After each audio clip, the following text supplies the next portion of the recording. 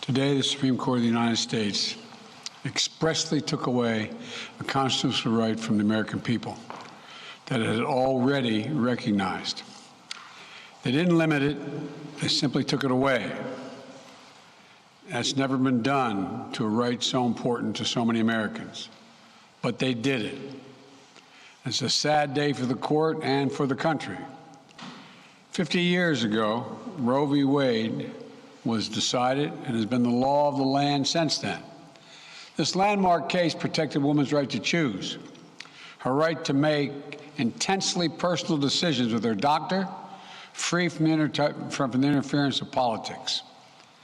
It reaffirmed basic principles of equality, that women have the power to control their own destiny, and it reinforced a fundamental right of privacy, the right of each of us to choose how to live our lives. Now, with Roe gone, let's be very clear. The health and life of women in this nation are now at risk. As chairman and ranking member of the Senate Judiciary Committee, as vice president and now as president of the United States, I've studied this case carefully. I've overseen more Supreme Court confirmations than anyone today, where this case was always discussed. I believe Roe v. Wade was the correct decision as a matter of constitutional law and application of the fundamental right to privacy and liberty in matters of family and personal autonomy.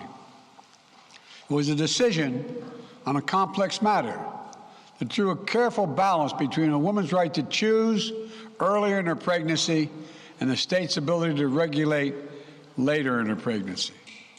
A decision with broad national consensus that most Americans of faith and backgrounds found acceptable, and that had been the law of the land for most of the lifetime of Americans today.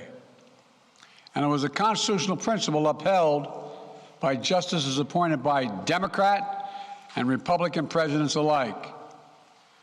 Roe v. Wade was a 7-2 decision, written by a justice appointed by a Republican president, Richard Nixon.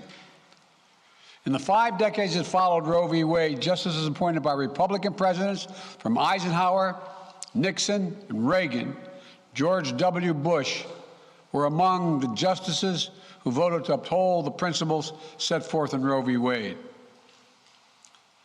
It was 3 justices named by one president, Donald Trump, who were the core of today's decision to upend the scales of justice and eliminate a fundamental right for women in this country. Make no mistake, this decision is a culmination of a deliberate effort over decades to upset the balance of our law. It's a realization of an extreme ideology and a tragic error by the Supreme Court, in my view. The court has done what it has never done before, expressly take away a constitutional right that is so fundamental to so many Americans that had already been recognized. The court's decision to do so will have real and immediate consequences.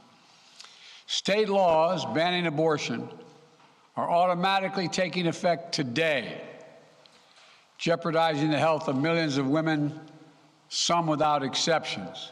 So extreme that women could be punished for protecting their health. So extreme that women and girls who are forced to bear their rapist's child, with the child a consequence. It just stuns me. So extreme that doctors will be criminalized for fulfilling their duty to care. Imagine having a young woman have to carry the child of incest as a consequence of incest. No option. Too often the case. The poor women are going to be hit the hardest. It's cruel. In fact, the court laid out state laws criminalizing abortion that go back to the 1800s as rationale. The court literally taking America back 150 years. This is a sad day for the country, in my view. Thanks for watching our YouTube channel. Follow today's top stories and breaking news by downloading the NBC News app.